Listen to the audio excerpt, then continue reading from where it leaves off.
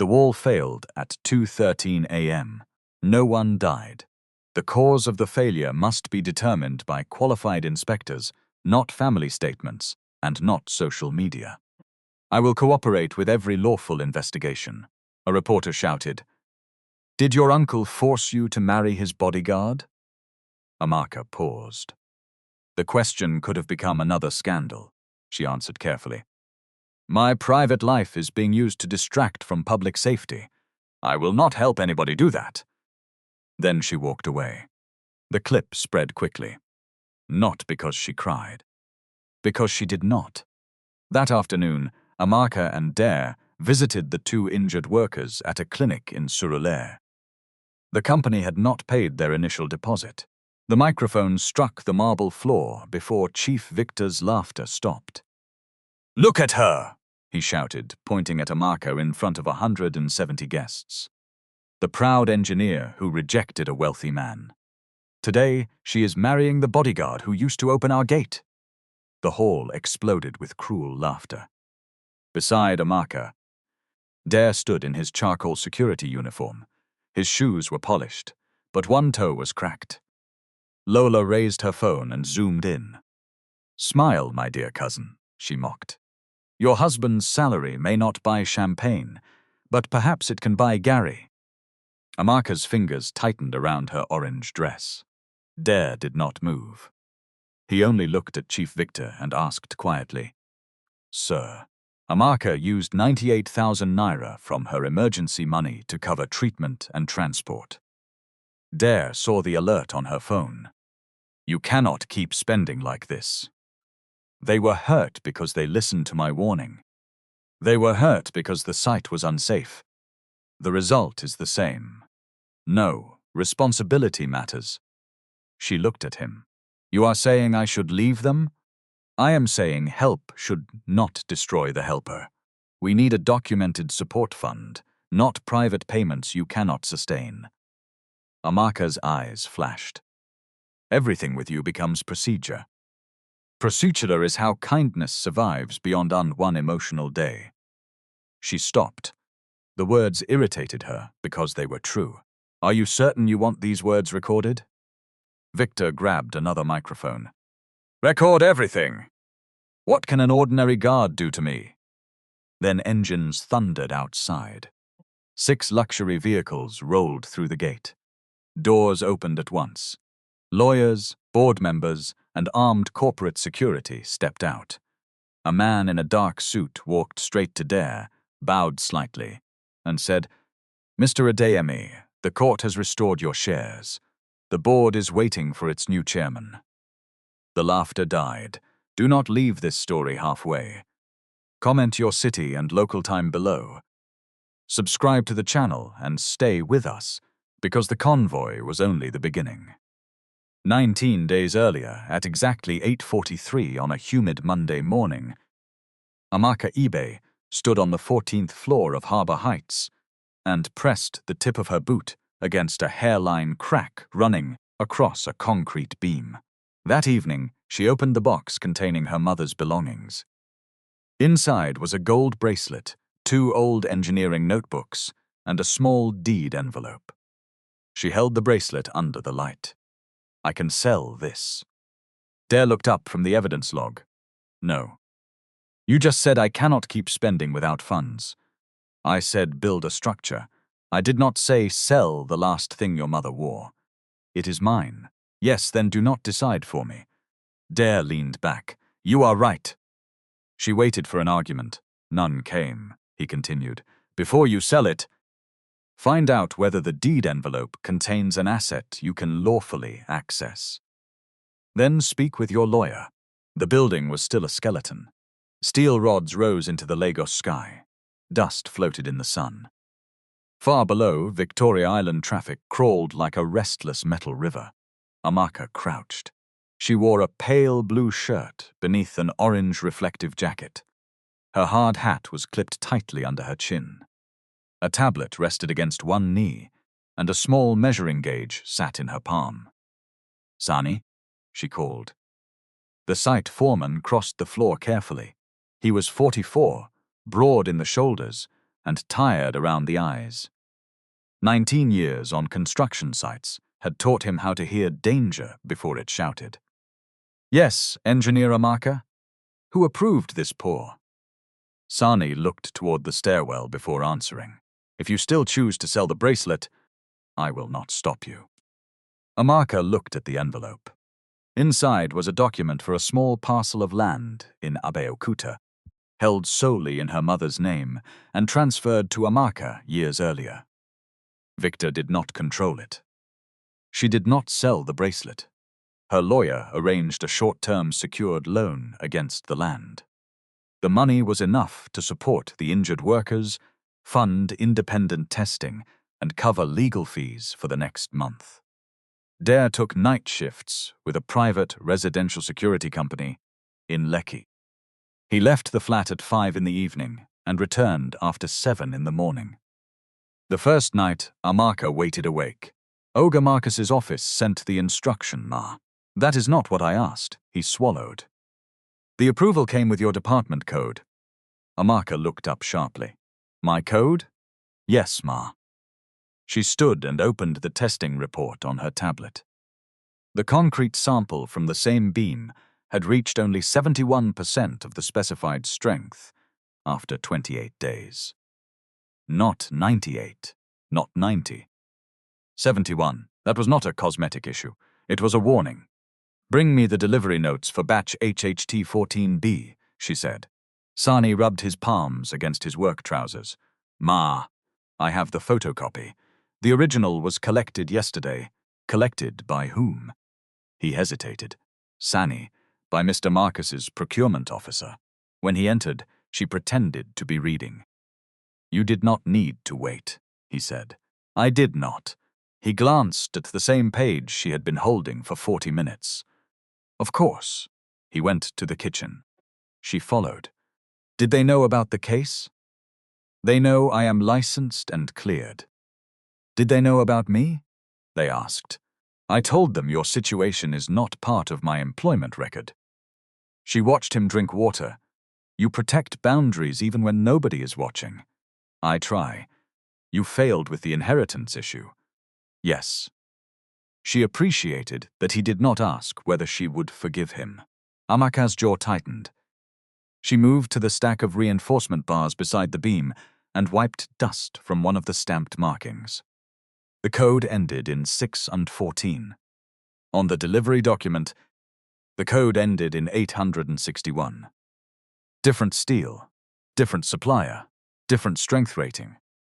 Someone had replaced the materials after approval and used her department credentials to cover it. How many columns used this batch? She asked. 11, Ma. God forbid. Her voice was low, but every worker nearby heard it. She turned to the safety marshal. Stop work on this floor. Nobody pours anything. Nobody removes anything. Photograph all batch markings before noon and send the files to my private engineering archive, not the company drive. Forgiveness demanded too early could become another form of pressure. The next day they sat together at the small table and reviewed the transaction used to frame her. An external cybersecurity specialist had extracted the login records under counsel's supervision. The payment was authorized at 11:48 p.m. from an IP address assigned to Meridian Crest Capital's executive floor. The registered device certificate belonged to a laptop issued to Marcus's chief of staff. Amaka's hardware token had supposedly approved the transfer, but the token serial number had been disabled 11 days earlier after a routine replacement. Dare tapped the report. This is where they made the mistake. They used an old token number. Yes. Why? The marshal nodded. Sani caught her elbow gently before she walked away. Ma, there is another matter. What matter? He pulled a folded sheet from inside his vest. 23 names were listed beside monthly deductions. Pension money, he said.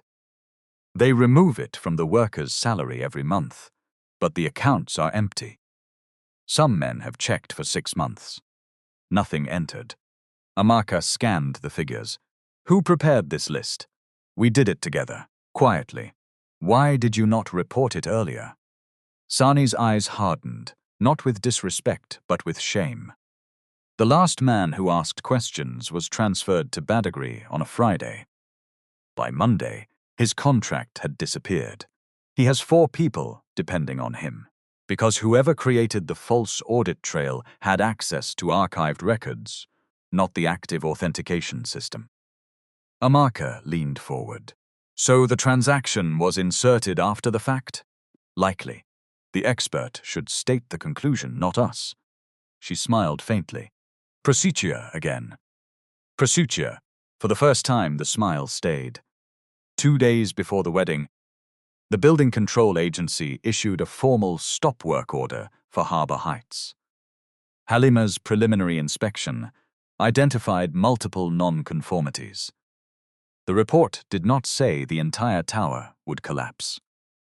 It said the affected elements required further testing, and that the retaining system had failed under conditions it should have withstood. That distinction mattered. Facts were strong enough without exaggeration. Victor called Amaka that evening. Madam, poor people do not always keep quiet because we are foolish.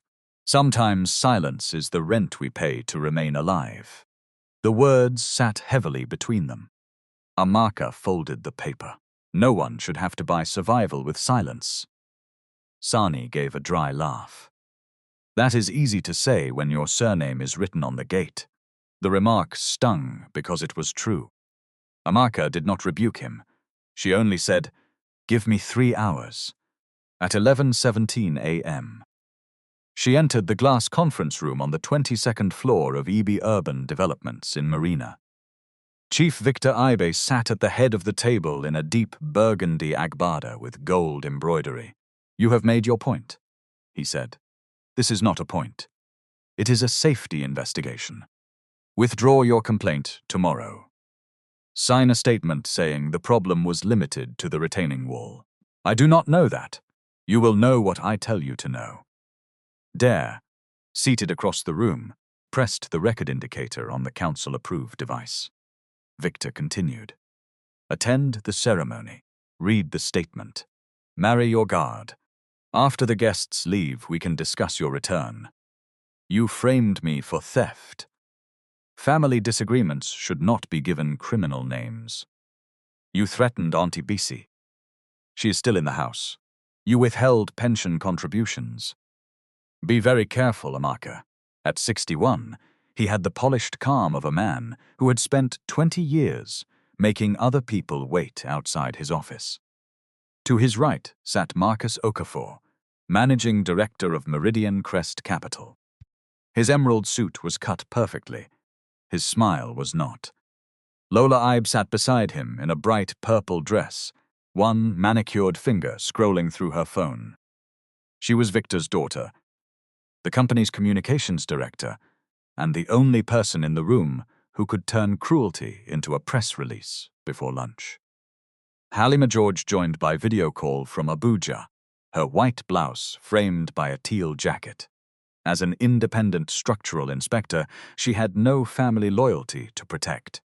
Amaka placed 3 files on the table. "No, uncle. You be careful. There are workers whose names you have never bothered to learn." They were standing beside a wall that failed because somebody treated safety as a delay. Victor's voice became quiet. "Come tomorrow in the orange dress Lola sent. Bring Dare in his old uniform. If you fail to appear, the scholarship trustees will meet at noon." The call ended. Amaka stared at the phone. Dare stopped the recording. "You do not have to go," he said. "Yes, I do. The scholarship is protected until the academic year ends. He will still attack it. Then we challenge him. I am not going because he commands me." "Why are you going?" "We have a material substitution on level 14, she said. "The steel codes do not match the delivery documents. 3 concrete samples are below design strength. We also have missing pension remittances for 23 workers." Victor did not open the files. How many times have I told you not to bring raw site gossip into a financing meeting? It is not gossip, then call it what you like. We have investors joining in 20 minutes. Marcus leaned back. Amaka, my people reviewed the summary. The variance is manageable. Your people did not test the beam. They reviewed the consultant's numbers. The consultant's numbers are wrong. Lola looked up from her phone. Amaka looked at the sealed evidence folders lined along the table. Because he needs an audience to humiliate us. I want the same audience to hear me refuse his statement. Dare studied her. That can become dangerous. I know. My ruling may come that morning. I know. It may go against me. I know. If it does, I will still stand there in a cracked shoe. She met his eyes. Then stand there. He nodded. The next morning, Amaka opened the garment bag Lola had delivered. Inside was a burnt orange traditional dress, beautifully made but intentionally simple. No family jewelry, no embroidered crest, no matching shoes. A note rested on top. Must you always squeeze your face as if the entire building is collapsing? This project is already 9 weeks behind. Amaka pushed the report toward Victor. I am suspending the structural sign-off. The room became still. Victor's fingers stopped tapping. You are doing what? I will not certify level 14. We need an independent core test, a supplier trace, and a full review of the anchor bolts. Marcus's smile disappeared. The refinancing agreement depends on that certificate. Then the agreement must wait. He gave a soft laugh. Do you know what 1 week of delay costs? Less than a failed building. Victor's palm landed on the table. This building will not fail. A suitable color for a fallen woman. Amaka read it once. Then she handed it to her lawyer for the evidence file. Dare brought out his old charcoal gray shield uniform. You kept it? She asked. They returned the clothes after taking the badge. The shoe is cracked. I know. I can buy you another pair. No, she frowned. Pride? Evidence. Of what? Of how they treated a man when they believed his salary was his value. Amaka looked at the shoe, then at him. Tomorrow, if the ruling restores everything, what happens to us? Dare did not answer quickly. That should be your decision. And yours. On what evidence? On my 31 years in this business. Experience is not compressive strength, uncle. Lola gasped as if Amaka had slapped him. Victor's eyes narrowed. Be careful. Halima's voice came through the speaker. Chief Victor, Engineer Amaka is correct. A 71% result cannot be dismissed. Stop work is the proper decision until verification. Victor reached forward and muted the call. The small red icon appeared on the screen. Halima continued speaking without sound. Marcus folded his hands. Let us speak plainly. Meridian Crest is prepared to release the first tranche once the certificate is signed. The company gets liquidity. Contractors are paid. Your scholarship program remains funded. Everybody wins. My decision is not to use wealth, poverty, gratitude, or public pressure to obtain a wife. She looked away. A small part of her had wanted him to say something softer. Another part trusted him more because he did not. That night, neither of them slept well. At 5:52 the next morning, Dare received a message from Uche. Court sitting confirmed. Decision explained before noon. Bought, vote ready if frights are rest cord. At 6:10, Amaka received a message from Sani. We are coming to Ep, not to fight, to stand. At 7:03, Victor's driver arrived outside the building with instructions to transport Amaka alone. She refused. Dare drove them in the faded grey car. Except the people standing under weak concrete. Do not be dramatic. Safety is not drama. Victor pointed at the document. Sign it. No. He stared at her. Amaka stared back. She could hear the faint hum of the air conditioner. Outside the glass wall, an assistant walked past with a tray of bottled water. and slowed when she sensed the tension. Victor lowered his voice. Your mother left you 21% of this company because she believed family would guide you. Do not confuse ownership with wisdom. My mother was a structural engineer. She would never sign this. Your mother is dead. The sentence was flat. It landed like a stone. As they joined the traffic toward Ipe, the orange fabric lay across Amaka's knees. Dare's cracked shoe pressed the accelerator. Lagos opened ahead of them, beneath a pale morning sky. Neither of them knew what the court would decide. But for the first time, uncertainty did not feel like helplessness. They had evidence. They had witnesses. And they had stopped mistaking obedience for peace.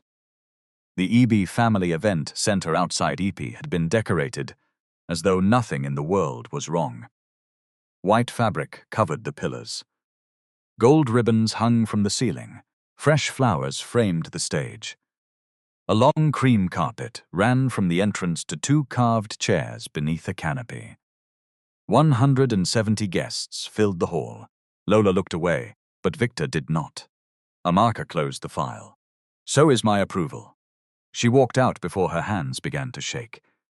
That evening, Victor invited her to what he called a family dinner at the Ikoyi mansion. There were 26 guests. A string quartet played beside the pool. Crystal glasses caught the garden lights. The dining table stretched beneath white flowers and silver candles. Everything looked too arranged to be family. Amaka knew something was wrong when she saw 2 videographers near the staircase. Lola came toward her in a ruby dress. You are late. It is 7:02. Exactly. Guests came before you. Why are there cameras? For memories. Whose memories? Business partners sat in front. Extended relatives sat behind them. Bloggers stood near the walls with phones already raised. Workers from Ibe Urban Developments had been placed at the far back, close to the service door. Victor wanted every class in its proper corner.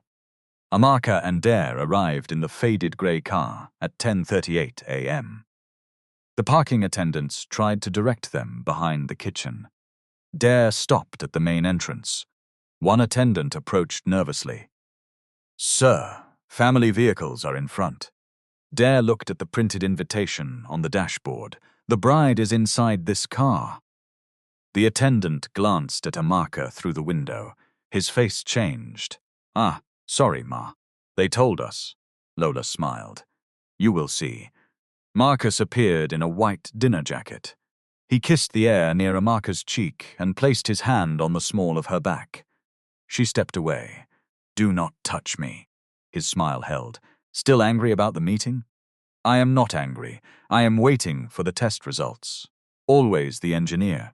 Always. Chief Victor raised his glass. The music stopped.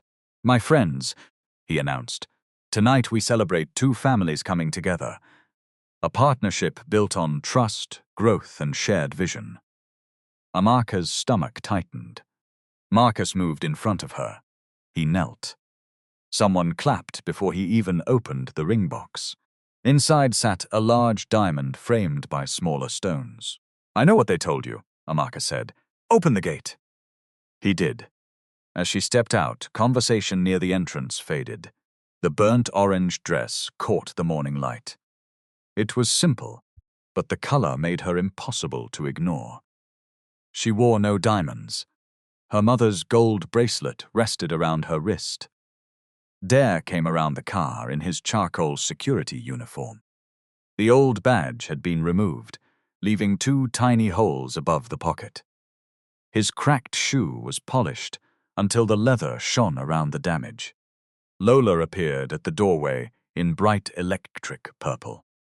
She looked from the car to the uniform and smiled. At least you people followed instructions. Amaka walked past her. Lola caught her sleeve. Amaka Ibe, Marcus said. You are brilliant, stubborn, beautiful, and born to stand beside a man who can match you. Marry me. The cameras moved closer. Every face turned toward her. Victor watched from the head of the table. Lola had already opened a live stream. Amaka looked down at Marcus. Was the refinancing agreement conditional on this? A murmur moved through the guests. Marcus's smile trembled. What kind of question is that? A simple one, Victor cut in. Amaka, do not embarrass us. She kept her eyes on Marcus. If I marry you, will Meridian Crest release the funds? He rose slowly. Our companies will be aligned. And will you still require my safety certificate? Wait. The photographers need the arrival. Then tell them to photograph the truth. What truth? That you sent the bride without family transport because you wanted the car in the pictures. Lola released the sleeve. You are becoming too bold for someone carrying 2 suitcases in Yaba. Dare stepped beside Amaka. She said, do not hold her. Lola rolled her eyes. Bodyguard, today is not your shift. No, Dare said. Today everybody is watching. They entered together.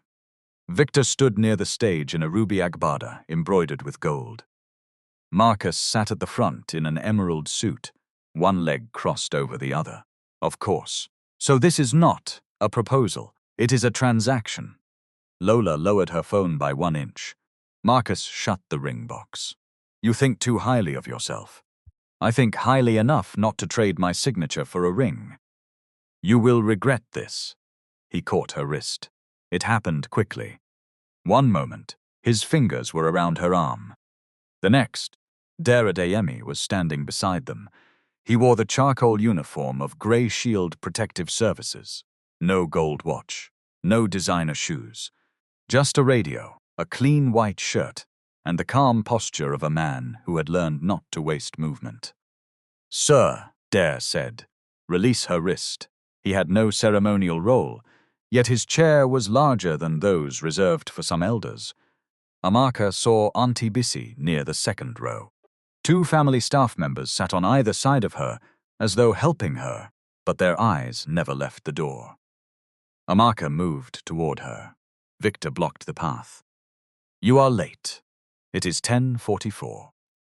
The program says 11. You should have arrived when the family instructed. Then the family should have sent a car. Victor glanced at Dare. Did she pay for fuel? Dare answered calmly. Yes, sir. Half. Several guests laughed. Victor smiled. Good. She is learning. Amaka looked beyond him at Auntie Bissy. The older woman gave the smallest nod. Marcus looked at him as though dirt had spoken. Who called you? No one needed to. Go back to the gate. Release her. Victor stepped forward. Dare, stand down. Dare did not raise his voice. Chief, this is a safety matter. Mr. Okafor is restraining a guest who has asked him not to touch her. Marcus squeezed harder. Do you know who I am? Yes, sir. Then know your level. Dare looked at his hand around Amaka's wrist. My level is where I can prevent harm. Remove your hand. There was no threat in the words. That made them heavier. Marcus released her. Amaka stepped back and rubbed the red marks on her skin. She was safe for now. A coordinator led Amaka to a side room. There, 3 women from the extended family adjusted her head tie and complained loudly enough for her to hear. Imagine this kind of marriage. The mother suffered to build a name.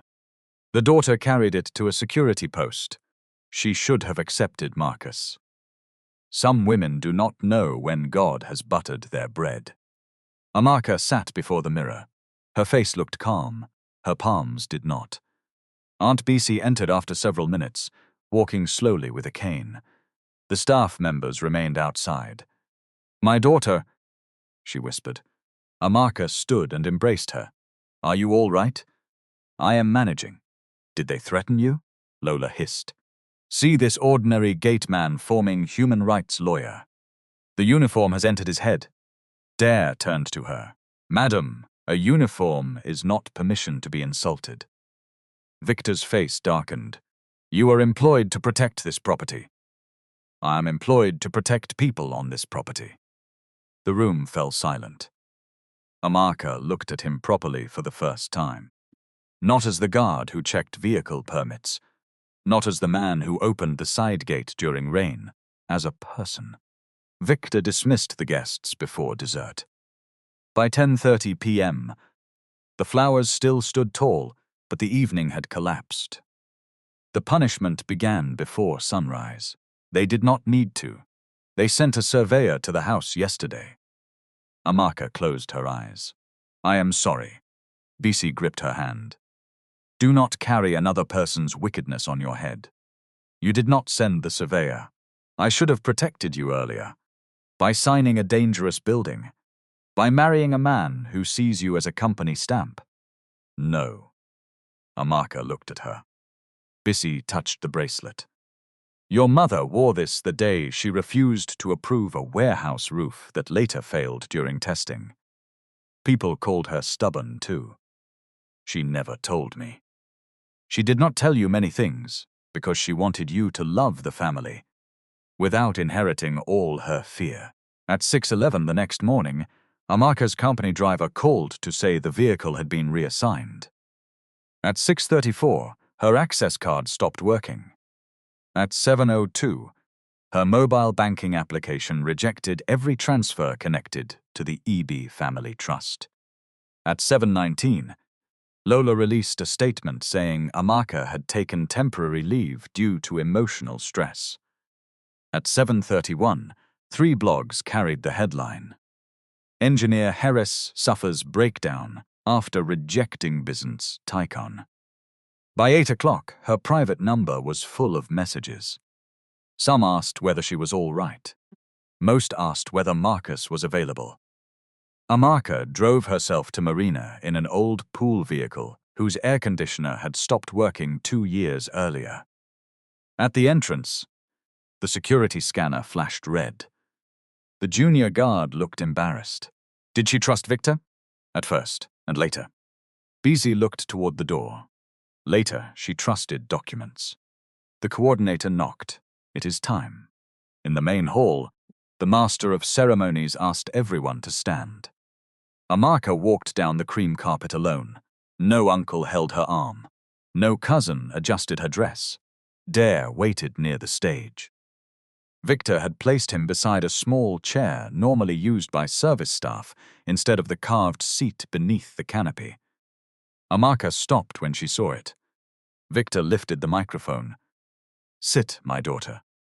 She looked at the carved chair. Where is his seat? Victor pointed to the small chair. There, the hall murmured. Ma, your access is disabled. I know. Call Dare. Dare came from the loading bay. His expression told her he had already heard. Chief Victor is waiting upstairs, he said. For me, for both of us. They entered the private lift under the stare of office workers, pretending not to look. Inside the boardroom, Victor sat with Lola and Marcus. No files were on the table this time, only a printed letter. Victor slid it toward Amaka. Your scholarship foundation receives operational funding through the company, he said. 47 students are currently supported. I know how many students my mother's fund supports. Then you understand what happens if the company faces a liquidity crisis. Dare did not sit. Amaka moved the small chair aside and stood beside him. Victor's smile tightened. We will begin with a statement from the bride. Lola carried a printed page to Amaka. Read exactly as written, she whispered. Amaka took the paper. The first paragraph said she regretted causing unnecessary alarm at Harbor Heights. The second said the retaining wall failure was unrelated to structural materials. The third said stress had affected her professional judgment. The final line thanked Victor and Marcus for protecting the company. Amaka raised the microphone. Victor relaxed. She tore the paper in half. The sound was soft. The effect was not. I will not sign or read a statement I know to be false, she said. Her throat tightened. You are threatening the scholarship. I am describing consequences. And Auntie Bissie's house? Victor gave a small shrug. The house belongs to the trust. Occupancy can be reviewed. Amaka gripped the edge of the chair. Her mother's elder cousin, Bisi, had raised her after the burial. She was 68 and recovering from hip surgery. Victor knew exactly where to press. Marcus leaned forward. Accept my proposal. Sign the certificate after the independent review confirms what we already know. This ends today. You want me to sign before the review. I want you to stop behaving like a woman who does not understand power. Amaka looked at Victor. A glass slipped from a waiter's tray and struck the floor. Nobody moved. Victor stepped toward her. This is a family ceremony. Then stop using it as a press conference. Lola rushed forward. Give me the microphone. Amaka held it away. Marcus rose from his chair. You are making another mistake. No, I made my mistake when I believed silence would keep peace. Victor's face darkened. He turned to the guests. You see what we have endured. We raised her, educated her, put her in executive offices, yet she has chosen rebellion over gratitude. He pointed at Dare. And for what? This? The microphone struck the marble floor before Chief Victor's laughter stopped. You would use students and an old woman to force me into marriage. Victor's voice hardened. Do not use that word. Nobody is forcing you. You have choices. What choices? Lola laughed. Since you admire poor workers so much, marry one. Amaka turned toward her. What? Lola pointed at Dare. They're your defender. The bodyguard who thinks he is a barrister. Marry him and go and live in whatever one-room place he can afford. Let us see how long your principles will feed you. Marcus smiled. Victor did not. He was thinking. Amaka saw the moment the cruelty became a plan. Victor leaned back. Perhaps that is the answer. Dare's eyes narrowed. No, sir. Look at her, he shouted, pointing at Amaka in front of 170 guests. The proud engineer who rejected a wealthy man. Today, she is marrying the bodyguard who used to open our gate. The hall exploded with cruel laughter. Beside Amaka, Dare stood in his charcoal security uniform. His shoes were polished, but one toe was cracked. Lola raised her phone and zoomed in. Smile. My dear cousin, she mocked. Your husband's salary may not buy champagne, but perhaps it can buy Gary. More laughter followed. Marcus lifted his glass. Do not worry, Dare. I can donate 1 month's groceries as a wedding gift. Just make sure she does not finish your electricity units with her hairdryer. Victor ignored him. You rejected a man with resources because you claim dignity matters more than wealth. Very well. Prove it. You cannot assign me a husband. I am not assigning. I am offering your second choice. Second? Marry Marcus, restore stability, and return to your position. Or marry the guard you have decided to defend. Leave this company and accept the life that comes with him. Dare stood. I will not participate in this. Victor finally looked at him. You are an employee. I am a man, not in this room. Dare's face did not change, but something cold entered his eyes. Victor continued. You have 19 days. A few people clapped. Amaka's fingers tightened around her orange dress. She looked toward the back of the hall. The workers were not laughing. Aunt Bisi was not laughing. Halima, who had just entered beside Amaka's lawyer, was not laughing. Dare did not move.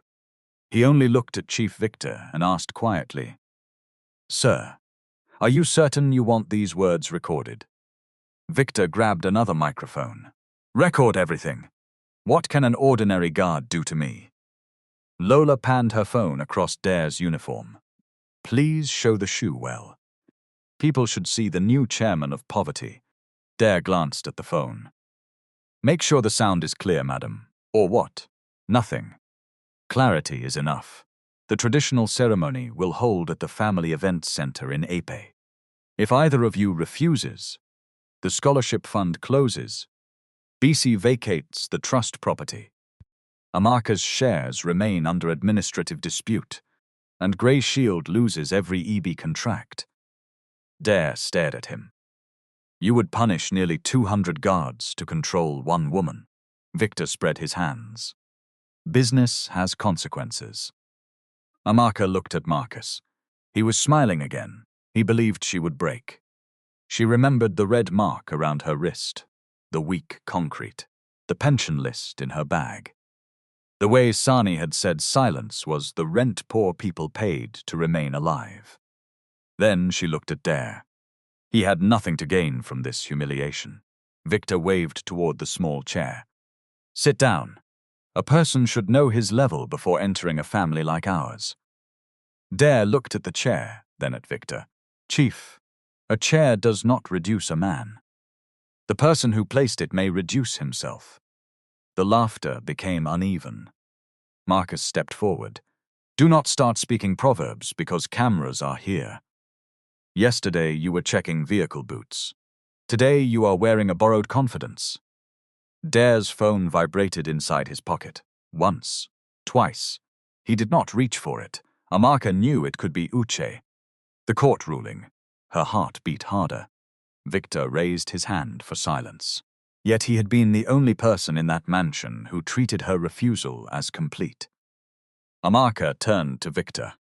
If my only choice is between a man who wants my signature and a man who has never used his hands to control me, I will not choose Marcus. Lola's mouth fell open. Marcus rose. Think carefully. I have. Victor's nostrils flared. So you will marry the guard? Amaka's voice shook once, then it steadied. I will not marry Marcus. Victor smiled without warmth. Good. 19 days. Dare stepped toward Amaka. You have not agreed to me. I know. Victor tapped the table. In this family, that distinction no longer matters. Before this ceremony continues, Amaka will kneel and thank the family for finding a husband equal to the life she has chosen. A murmur moved through the hall. Even some relatives looked uncomfortable. Amaka lifted her chin. I will not kneel for humiliation. Victor's eyes flashed. You will kneel because I am the head of this family. You are the head of a company under investigation. Lola gasped. Marcus pointed at Amaka. Careful. You are already facing a fraud complaint. Dare finally removed his phone. He read the message. His expression did not change. Amaka whispered, What happened? He handed the screen to her. Court restores voting rights in full. Emergency board, resolution passed 1158A. It mattered to Dare, and before that day ended, he would make sure it mattered to Amaka too. Dare waited until the boardroom door closed behind Victor, Lola, and Marcus. Then he faced Amaka. No. She was still looking at the empty chair where her uncle had been sitting. No what? No wedding, no arrangement, no family performance. Amaka gave a tired laugh. You heard what he said. I heard a man threaten students, an injured woman, and nearly 200 security workers. That does not turn his command into consent. You think I do not know that. I think you are standing in the middle of a fire and calling the smoke a choice. Convoy and moot.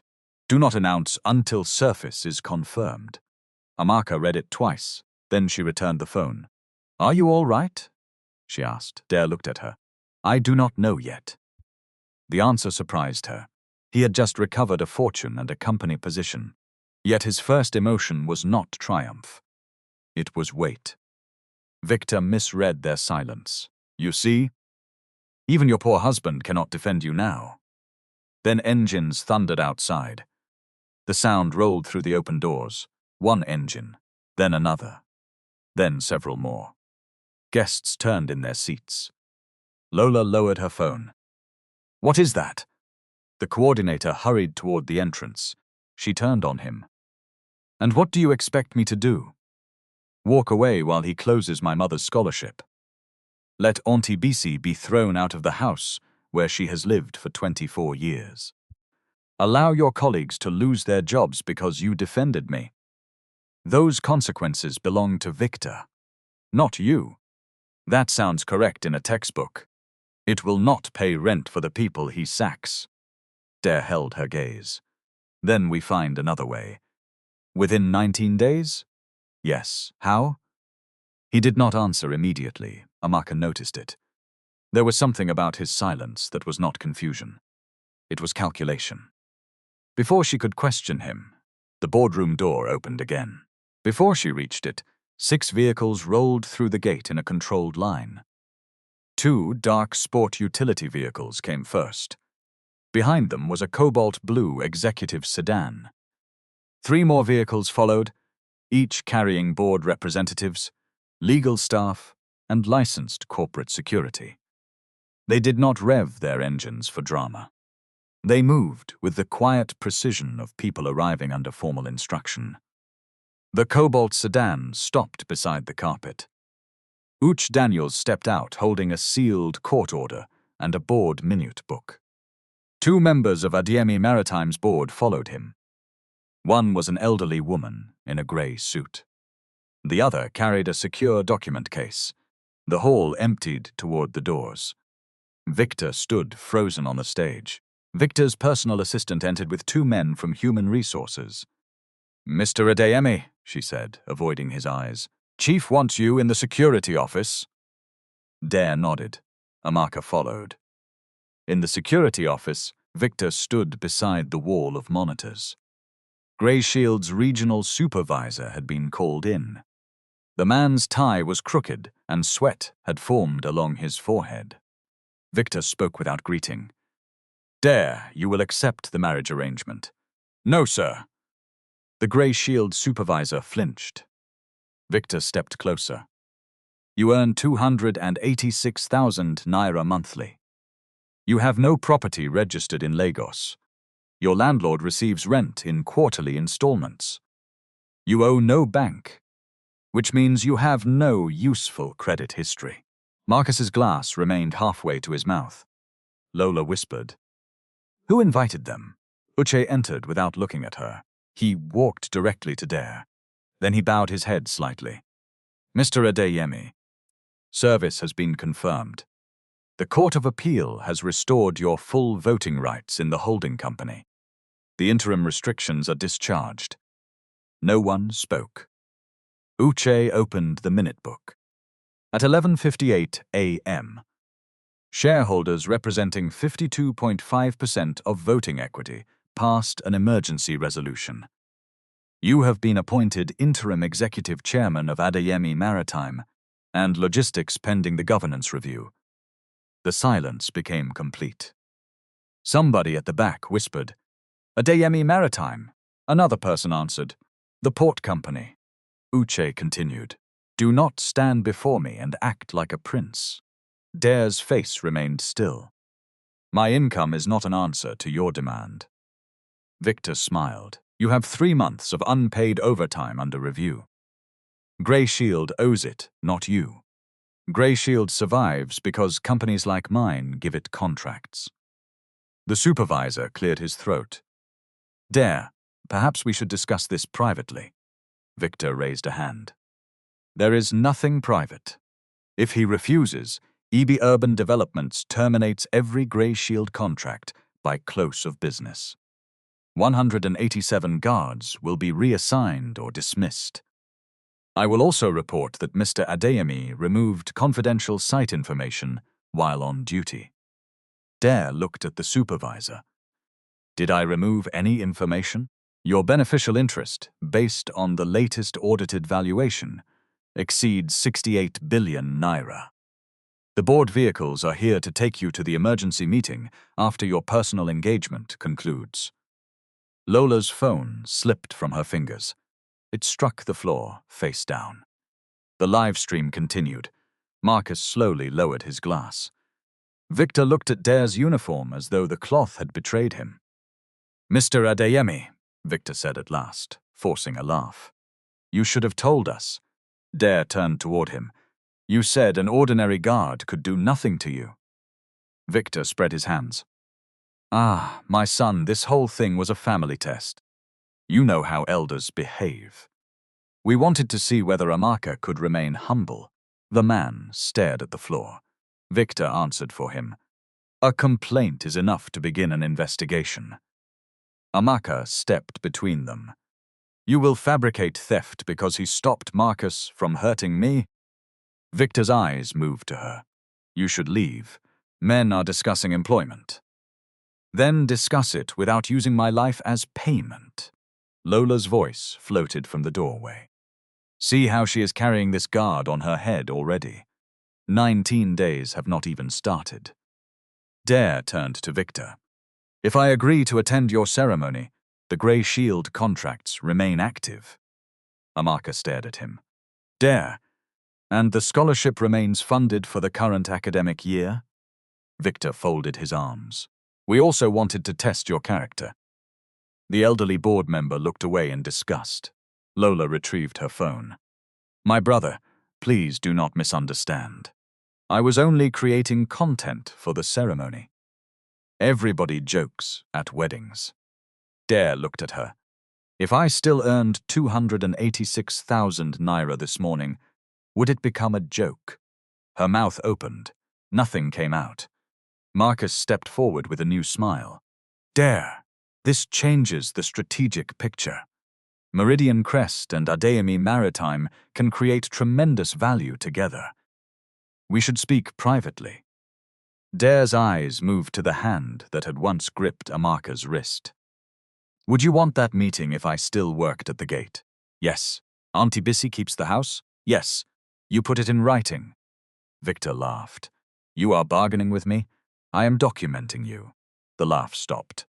Dare continued. The letter must state that no employee will be punished for my decision. The scholarship will remain funded until the end of the academic year, and Mrs. Bisi Ibe will retain occupancy for at least 12 months. You are not in a position to demand anything. Then you do not have my agreement. Victor studied him for several seconds. Fine. He told the assistant to prepare the letter. Dare looked at Amaka. This is not consent to marry you. It is consent to buy time. Marcus adjusted his cuff. Business responds to information. Character responds before information. The room held its breath. Victor tried again. We are family now. Let us complete the ceremony. Then we can settle every misunderstanding privately. Dare turned to Amaka. The room turned with him. Every camera focused on her. He did not take her hand. He did not kneel. He did not announce that money had solved their problem. He simply asked, Amaka, do you want to continue this marriage today? Victor's face changed. What kind of question is that? The guests are here. Dare did not look at him. Amaka stared at the carved chairs, the torn statement, the cameras, the relatives who had laughed, and the cobalt vehicles waiting outside. She nodded slowly. For the first time since the threats began, she felt that someone had separated the problem into parts small enough to hold. That evening, they met in a quiet cafe near Falomo. Amaka chose a table facing the entrance. Dare chose the seat that allowed him to see both the door and the street. She noticed. You do that everywhere? What? Sit where you can see people coming.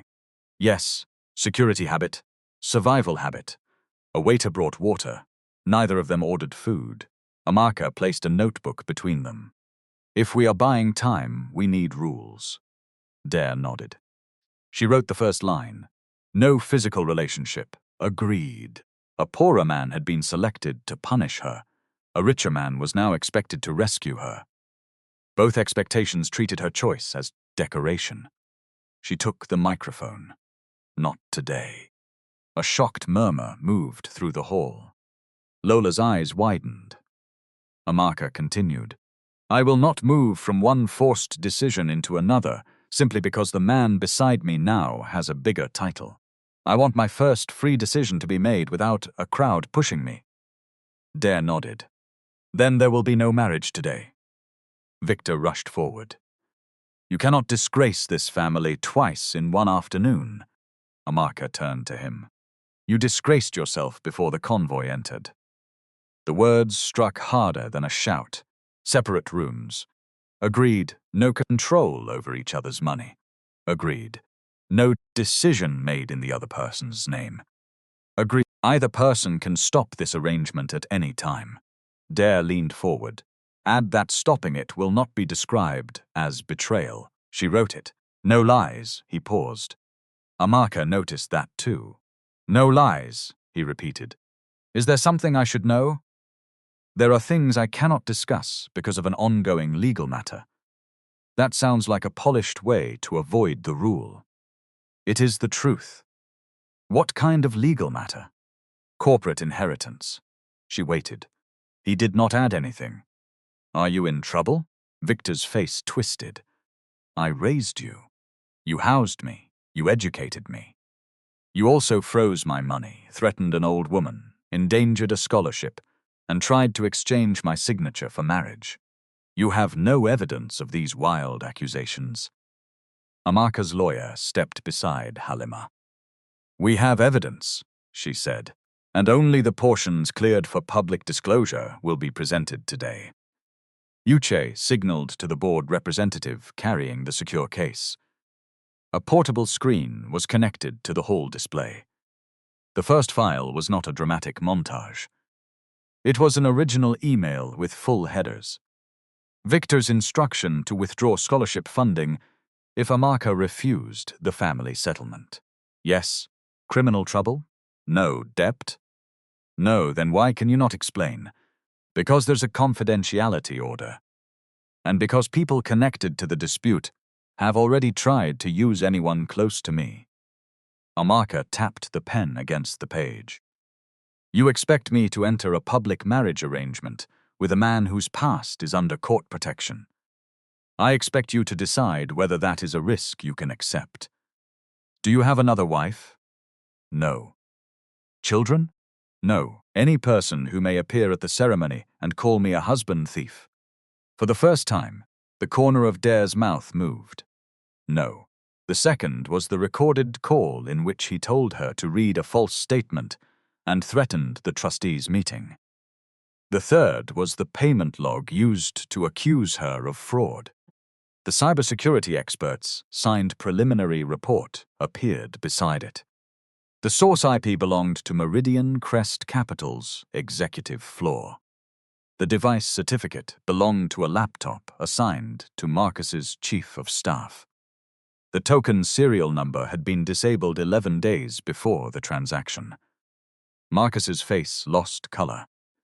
This is not conclusive, he snapped. No, Amaka said. It is preliminary. That is why qualified investigators will complete the work.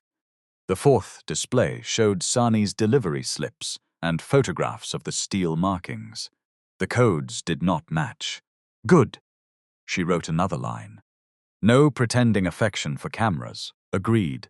No humiliating each other in public. Agreed. No using this arrangement to gain access to my shares.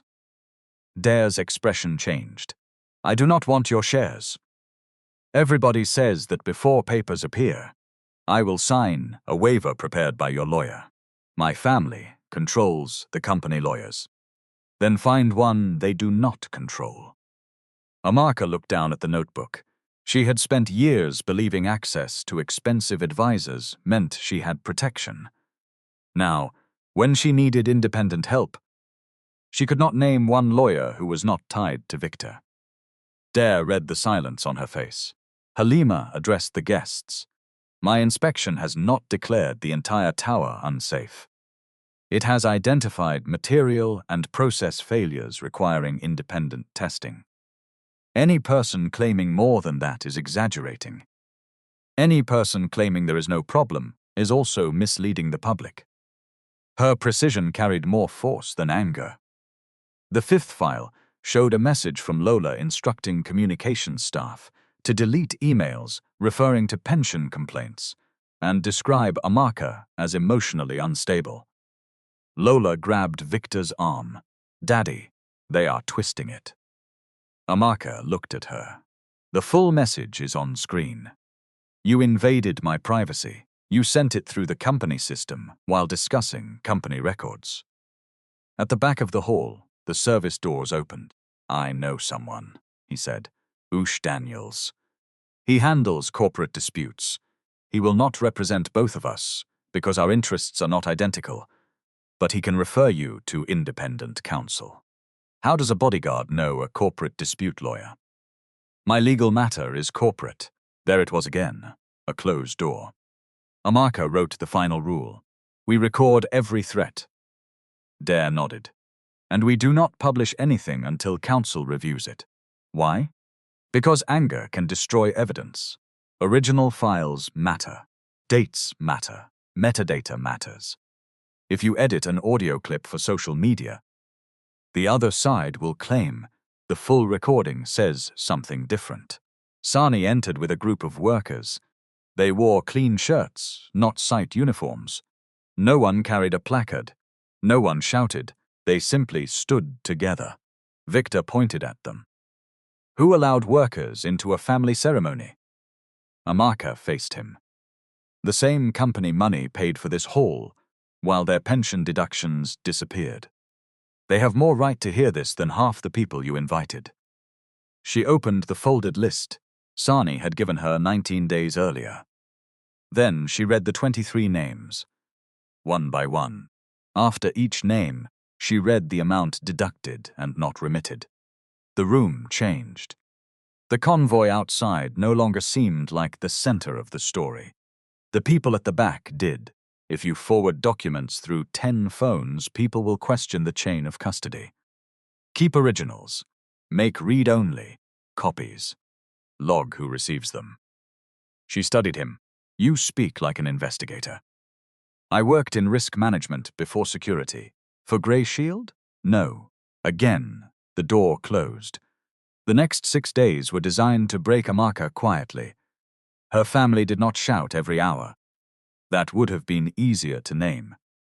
Instead, they removed pieces of her life. The driver who had served her for 4 years stopped answering calls. The domestic staff at the Ikoyi guest house were instructed not to admit her without Victor's permission. Her gym membership was cancelled because it was registered to the company. When Amaka finished, Sani spoke. We did not come for revenge, Chief. We came because you spoke about family, while our own families waited for money already removed from our salaries. Victor looked around for support. Many guests lowered their eyes. Marcus moved toward a side exit. 2 legal officers stepped into his path. Uche raised a hand. No one is being arrested by us. Mr. Okafor is free to leave. However, counsel has served preservation notices and civil filings. Any destruction of records after service may carry additional consequences. Marcus stopped. He turned back slowly. Dare removed the cracked shoe from the edge of the cream carpet and placed both feet firmly on the marble floor. Her health insurance portal showed her status as suspended. A caterer she had booked for the scholarship dinner sent an apology and returned the deposit. Then Lola went to work. She posted a photograph of Amaka speaking to Dare outside the boardroom. The angle made it look intimate. Her heart chose humility, the caption read. We support her new life. Within hours, gossip pages invented the rest. Hyris leaves finance mogul for family bodyguard. Security man captures billionaire's niece. Engineer abandons luxury for forbidden love. The comments were worse. Some called Dare a gold digger. Others called Amaka unstable. One popular account zoomed into Dare's wrist and mocked the absence of a luxury watch. Victor approached him with lowered voice. Let us settle. I can transfer part of the project equity to your company. You need Lagos real estate exposure. I need liquidity. Amaka can return to the board. Everybody wins. Dare looked at him for a long moment. Chief, you still think every wound has a share price. I am trying to save the company. No, you are trying to save your chair. Victor's mouth tightened. Dare continued.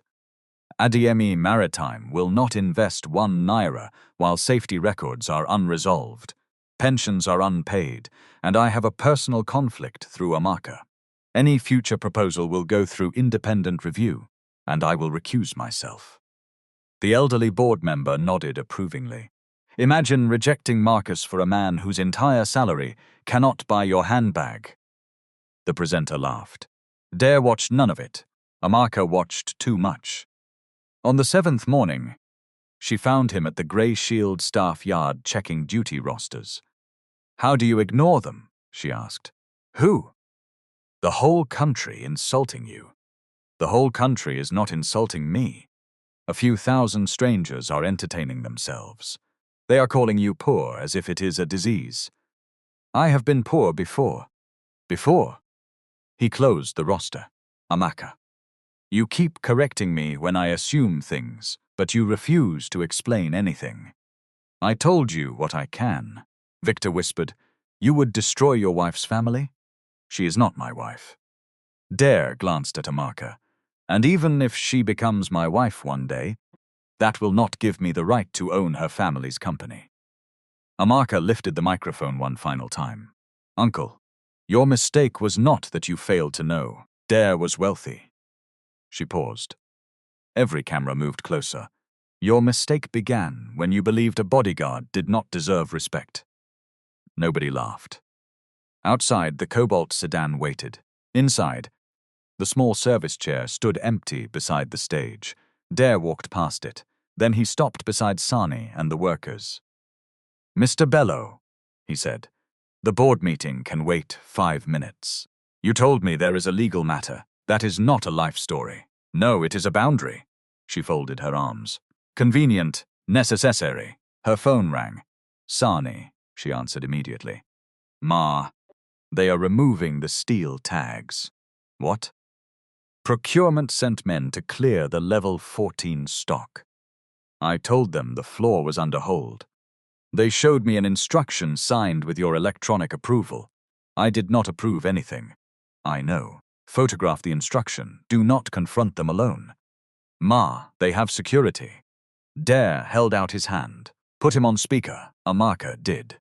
Dare spoke calmly. "Sonny, do not block the vehicles. Do not touch the drivers. Tell me what emergency support the workers need before Monday." Victor watched the man he had placed near the kitchen become the person every powerful guest was waiting to follow. That was the moment his shoulders finally dropped. Not when the 68 billion naira figure was announced. Not when the court order was opened. When the bodyguard addressed the foreman as a man whose time mattered. The ceremony ended without vows. No music played them out. No one cut the cake. Amaka left in the same faded grey car, with Aunt Bisi beside her.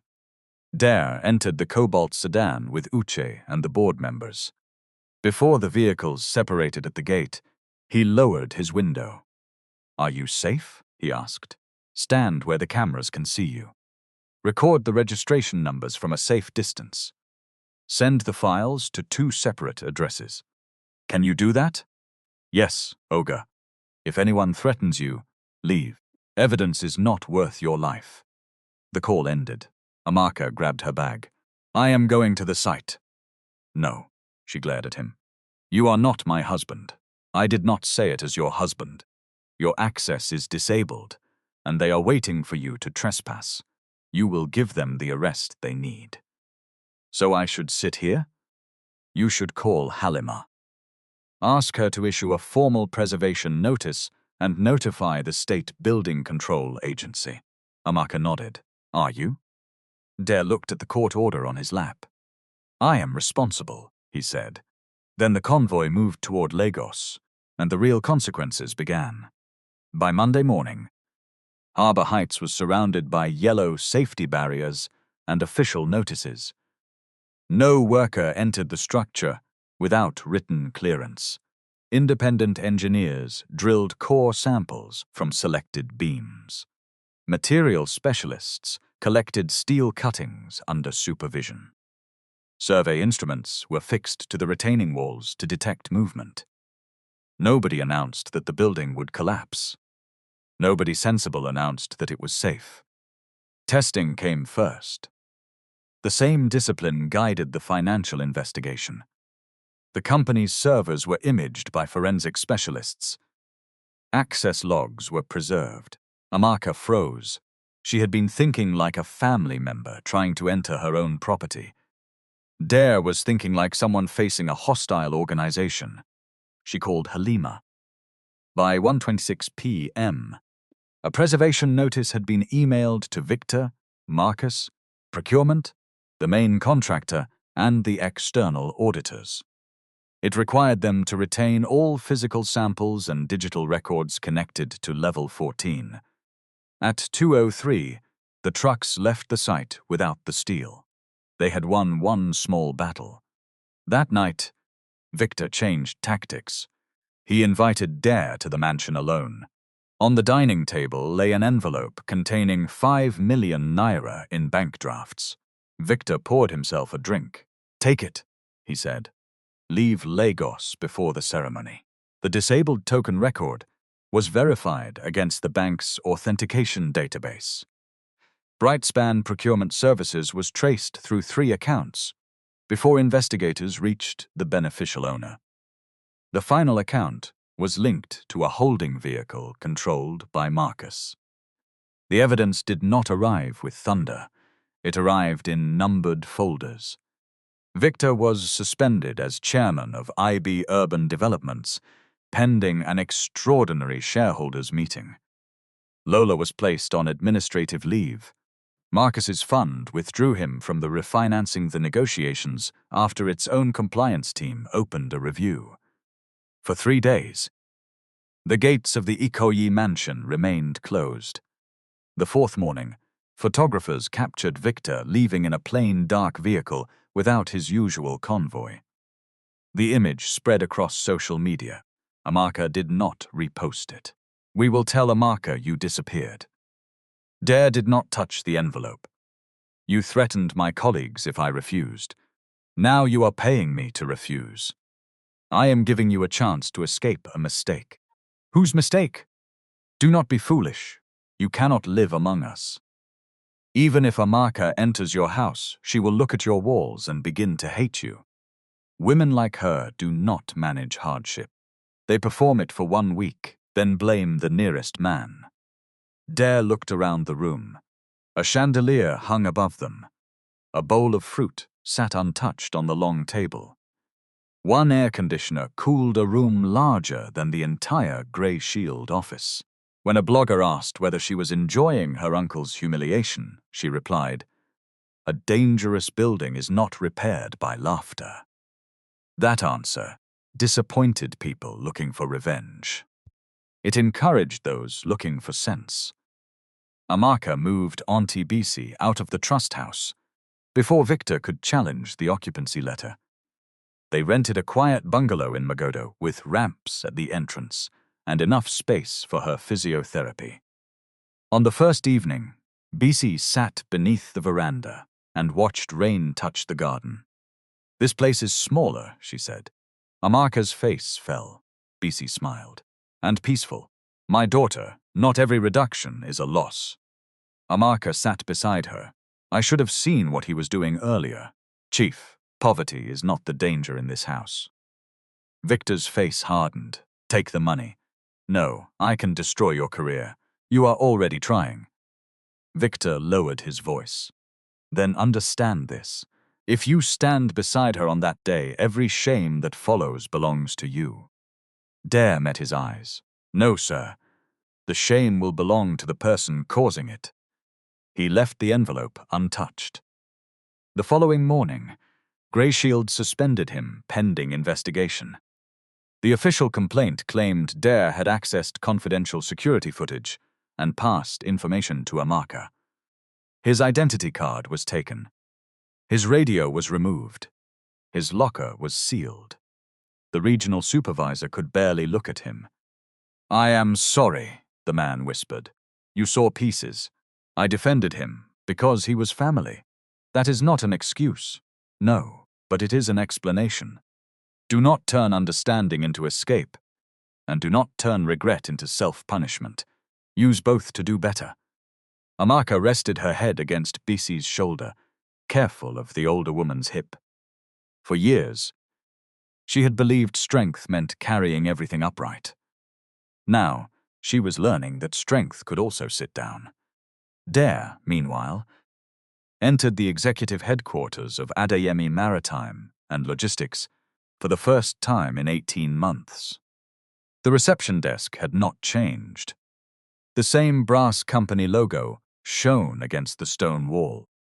The same portrait of the founder hung above the lifts. Do not apologize if you will still sign a lie. I have staff to protect. So do I. Dare walked out carrying one small carton. At the gate, Amaka was waiting. She had seen the suspension notice. This is because of me. No, Dare. This is because Victor believes people with salaries do not have principles. He was right about one thing. You can leave. So can you. My aunt still has 12 months in writing. The students have the academic year protected. Grey Shield has not lost the contract yet. We bought time. Use it. Amaka looked at the carton in his hands. What is inside? 2 shirts, a kettle. What had changed was the way people stood when Dare entered. Some greeted him warmly. Some greeted him carefully. Some had ignored him when his access was removed, and now rushed forward with both hands extended. Dare noticed all of it. He punished none of them on the spot. At the emergency board meeting, he refused the chairman's larger leather seat and chose an ordinary chair until the governance review was complete. Uche watched him sit. You know the big chair does not bite, the lawyer said. I know. Then why are you avoiding it? Because people already think restoration means ownership. I want the minutes to show interim means interim. A book. Nothing dramatic. She took one side of the carton. He held on. I can carry it. I know. They carried it together. 3 days before the ceremony, Marcus made his move. At 9:12 a.m., the company's internal audit unit sent Amaka a notice. A payment of 47 million. 300,000 naira had been authorized from her credentials to Brightspan Procurement Services. The company had no record of receiving the listed materials. At 9:19, police officers arrived at her temporary apartment. At 9:24, Lola posted that the family was deeply concerned by emerging financial irregularities. At 9:31, Victor called Amaka. Come to the mansion, he said. Bring Dare. They arrived at 10:17. The board's first agenda included executive access, suspended dividends, pending port contracts, and safety budgets. Dare moved the safety item to the top. He requested an independent review of 3 marine terminals, the same issue that had started his conflict with the trustees. He asked for staff who had raised concerns during his absence to be protected from retaliation. One director protested. This could cost billions. Dare looked at him. A fatal accident costs people who never approved the budget. The motion passed. His second action surprised the board even more. He declared a conflict of interest concerning EB urban developments and recused himself from any potential partnership, investment, or contract decision involving the company. A director leaned toward him. Victor had gathered senior staff in the grand reception hall. Marcus stood beside 2 auditors. Lola held her phone. Grey Shield's supervisor was there. So was Sani, brought from the site under threat of dismissal. On a center table lay printed bank instructions, a company laptop, and a blue folder. Victor lifted the folder. This was found in Dare's locker. Inside were confidential Harbor Heights drawings. Amaka looked at Dare. He did not react. Victor turned to the room. My niece used company credentials to divert 47.3 million naira. Her lover stole technical documents to help her conceal the transaction. Sunny shook his head. That is not true. Victor spun toward him. Nobody asked the foreman. Your relationship with engineer Ibe could give us an advantage. That is why I am recusing myself. But the market will expect cooperation. The market can expect procedure. Uche hid a smile. Procedure again. For the next 6 weeks, Amaka and Dare saw each other less than they had in Yaba. They spoke by phone, but not every night. They attended separate legal meetings. They did not allow the public to turn the cancelled ceremony into a romance campaign. Every gossip page wanted the same photograph. The billionaire chairman and the brave engineer holding hands beneath the cobalt car. They did not provide it. Amaka needed to know whether Dare respected her when nobody was humiliating them. Marcus clicked a remote. A transaction record appeared on the television screen. User, Amaka Ibe, time 11:40 p.m. Authorization approved. Where were you that night? Marcus asked. At home. With him? No, can anyone confirm? Amaka's mouth went dry. Lola smiled. Maybe the proud engineer was busy funding her new poor life. Dare stepped toward the screen. What is the source IP? Marcus blinked. What? The login location. What device certificate was used? Was multi-factor authentication triggered? Who received the token? One of the auditors looked at him with sudden interest. Marcus scoffed. See this gate man speaking computer grammar? Dare ignored him. Dare needed to know whether she wanted him when gratitude was no longer involved. So they waited. The preliminary engineering review took 43 days. 7 structural elements required removal and reconstruction. 14 others needed strengthening. The retaining system had failed because drainage assumptions were altered without redesign, and lower-grade supports had been substituted during procurement. The report did not blame one person alone. It identified a chain. Procurement accepted substitutions. Site management failed to escalate. Executives pressured engineers to sign. Communications staff suppressed internal complaints. The board lacked independent safety oversight. A system had made dishonesty easy. The financial review found that pension deductions totaling 28,611,000 naira had not been remitted on time.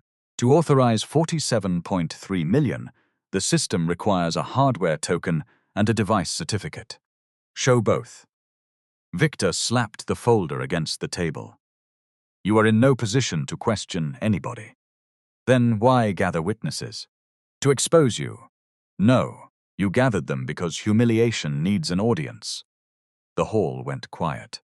Victor pointed at Dare. You are dismissed. Effective immediately. Grey Shield will receive our termination notice today. Then he turned to Amaka. You are suspended from all company duties. You have 40 minutes to remove personal belongings from the guest house. After that, security will escort you out. Amaka's face went cold. You planted those drawings. Prove it. You used my credentials. Some funds had been used to cover short-term supplier obligations. The company later attempted to disguise the delay as an administrative reconciliation. 23 workers had been directly affected during the reviewed period.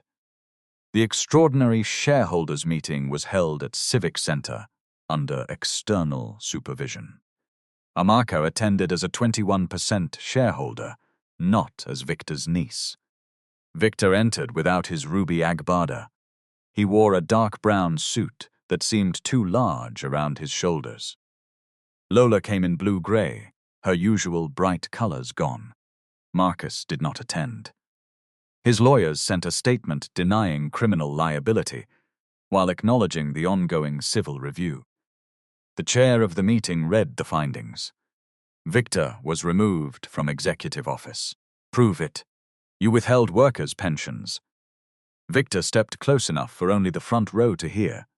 Prove everything, my daughter. But do it from outside my gate. 40 minutes later, Amaka left the Ikoyi guest house with 2 suitcases, a laptop bag, a sealed box of her mother's papers, and an old external drive. She wore a burnt orange dress and flat sandals. Sweat ran down her back.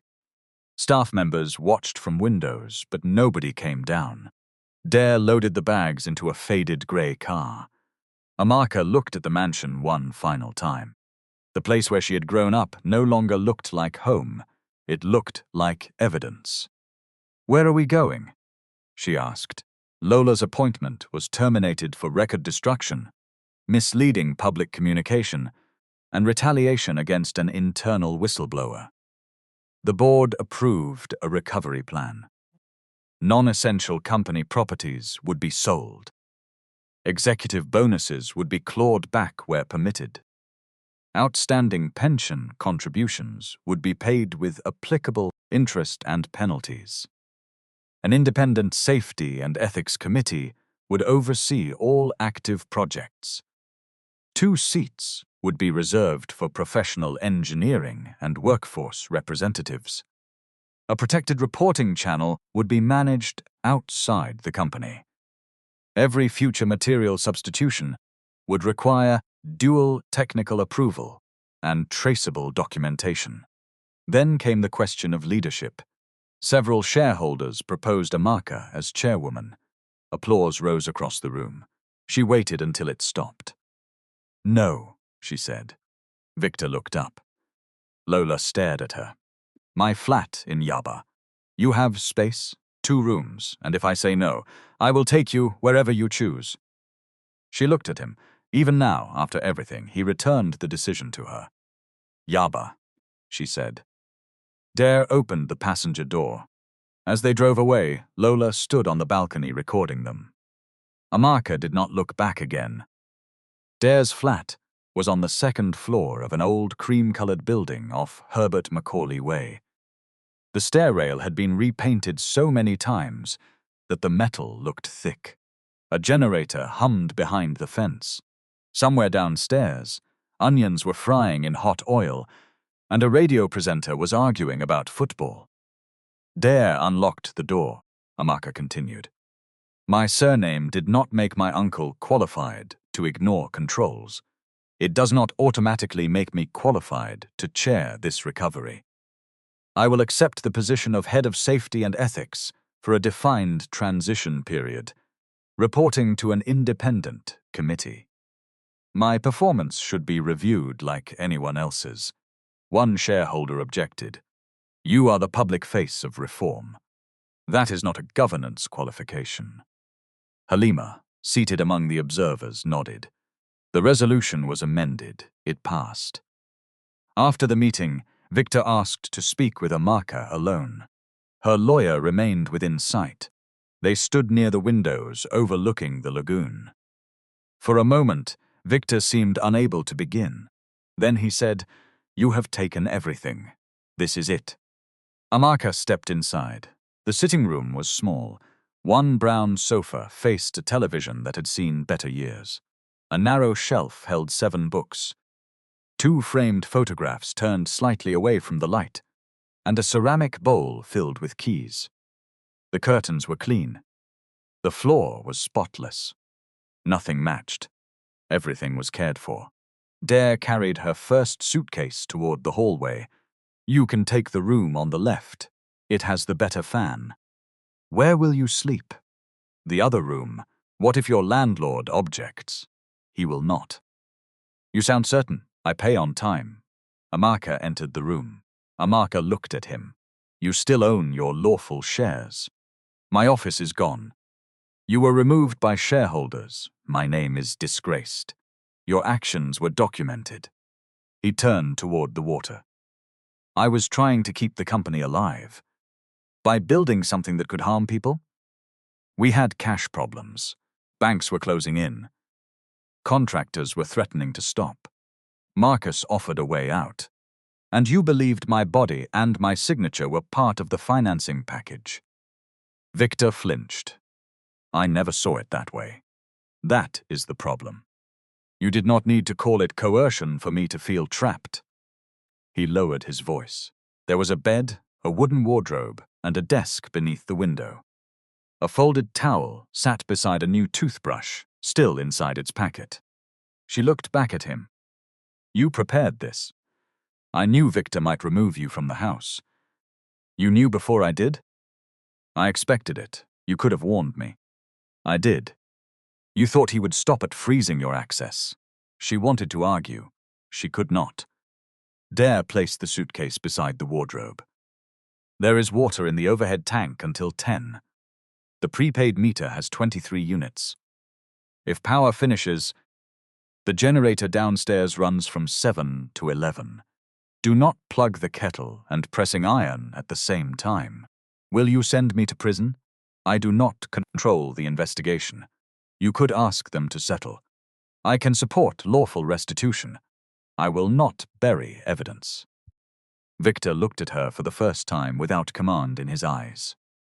Do you hate me? Amaka answered carefully.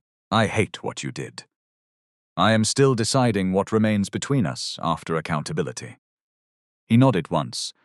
It was not forgiveness, it was not revenge, it was the truth. The restorative process began 2 weeks later. Victor and the remaining directors sat in a plain training hall with the affected workers. No cameras were allowed. No family spokespersons controlled the room. Amaka stared at him. What? Nothing. You are squeezing your face. I am not squeezing my face. You are. She almost smiled. Almost. Then her phone vibrated. A message from Auntie Bissy. My daughter. I am all right. Do not come here tonight. Victor sent people to watch the gate. Please be wise. Amaka sat on the bed. For the first time that day, her shoulders dropped. Dare remained by the door. Do you want tea? No food? No. Do you want me to leave you alone? She nodded. He closed the door gently. Amaka did not cry when Victor froze her accounts. She did not cry when the blogs called her unstable. Each worker had the option to speak or submit a written statement. One man explained that he had borrowed money at high interest because the pension-linked housing plan showed missing contributions. A woman from payroll described how she was ordered to classify complaints as resolved when they were not. Sani spoke last. Chief, for 19 years I called senior people sir. I did not do it because I was less human. I did it because respect makes work possible. But respect must return. It cannot travel in one direction. Victor's face tightened.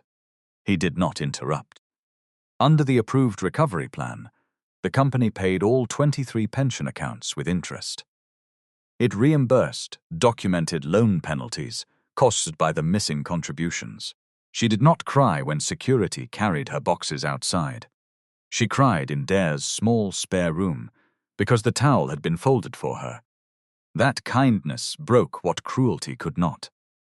The next morning, she woke to the sound of a spoon striking a metal pot. Dare was in the kitchen.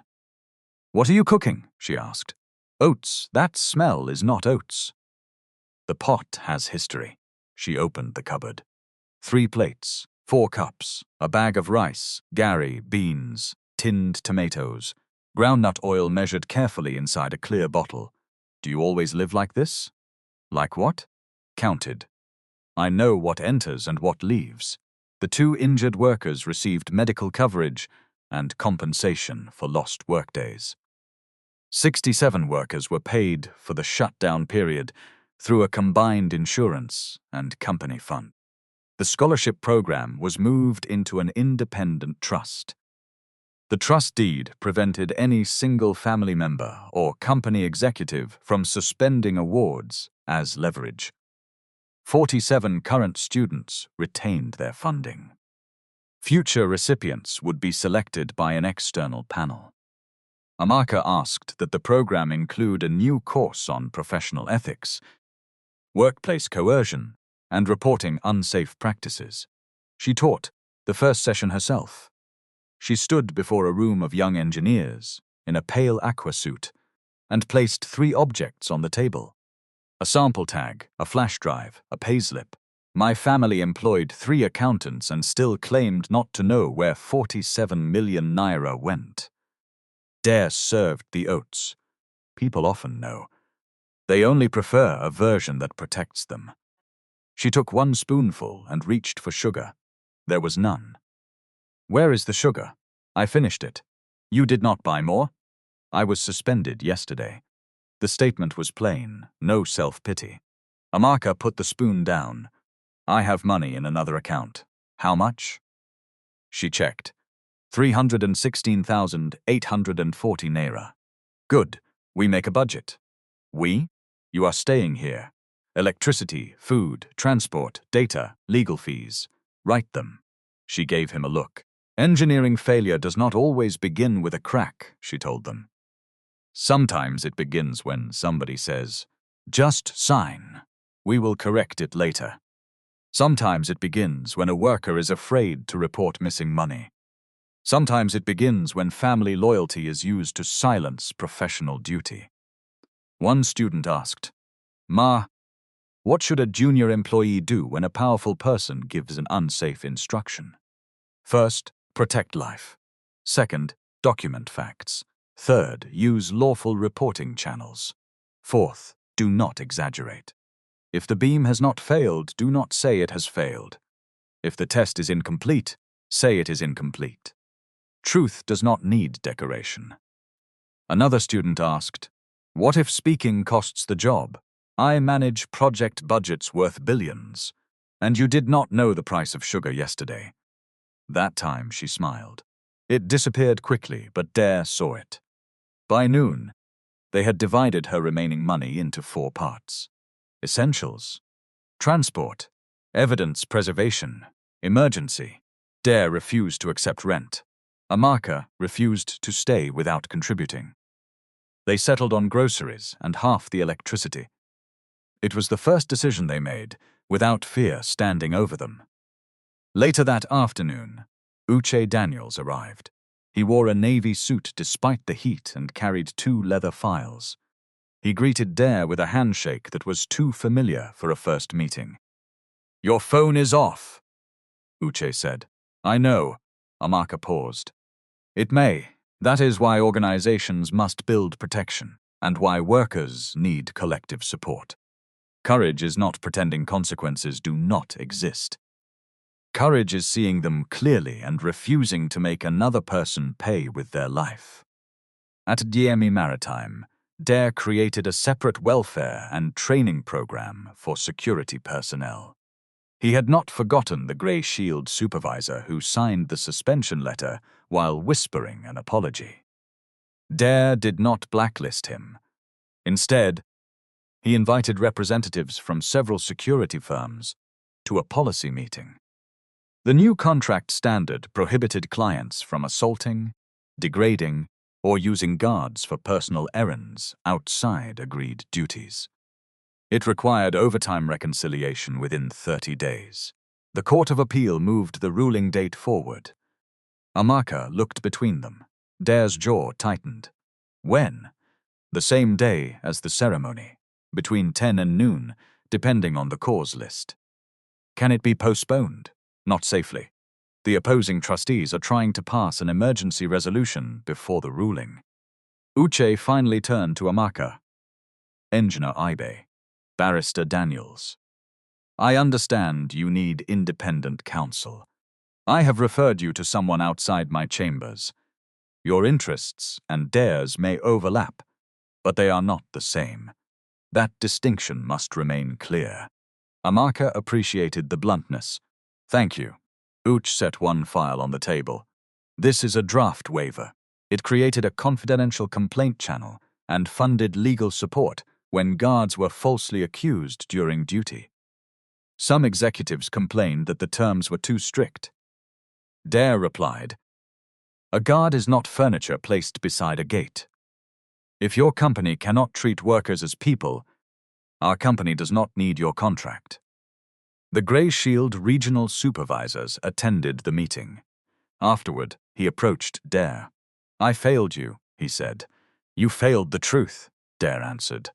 "Repair that with the people still under you." The man nodded. That was all. Lola's consequences came slowly. She lost her office, her staff, and the public platform she had used to shape the family image. Dare will disclaim any beneficial interest in your IB shares arising from the ceremony or cohabitation. Your counsel should review it before you sign anything. Amaka opened the document. It was detailed, more detailed than she expected. She looked at Dare. You already requested this? The night we wrote the rules. Uche raised an eyebrow. You people wrote rules? Yes, Dare said. Good, keep them. Marriage entered under pressure is already dangerous. Ambiguity will make it worse. Amaka turned a page. What exactly is this court case? Uche glanced at Dare. Dare nodded once. Uche closed the second file. Dare's late mother held 38.4% of Adeyemi Maritime and Logistics through a family holding company. The company required her to publish corrections on every channel where she had described Amaka as unstable and Dare as a thief. Her first draft blamed stress. The legal team rejected it. Her second draft called the posts misunderstandings. That was rejected too.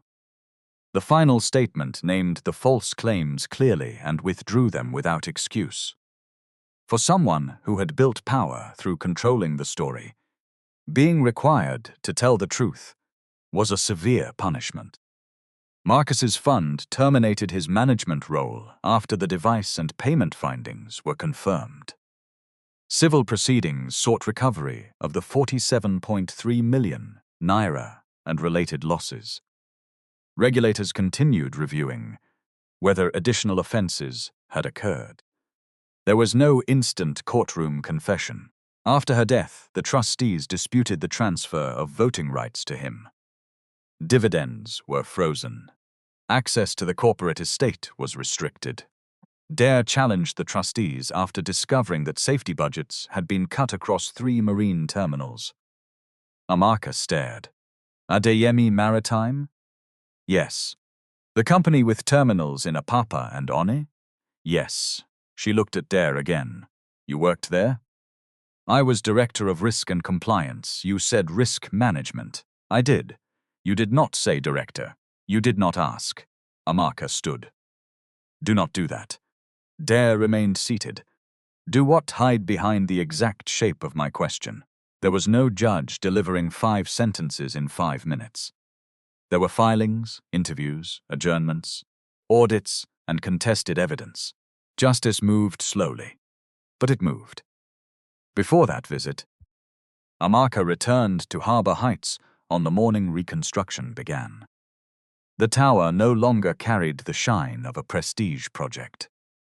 Protective screens covered the damaged sections. Engineers had marked 7 elements for removal. Workers moved through controlled zones with new identification tags and written permits.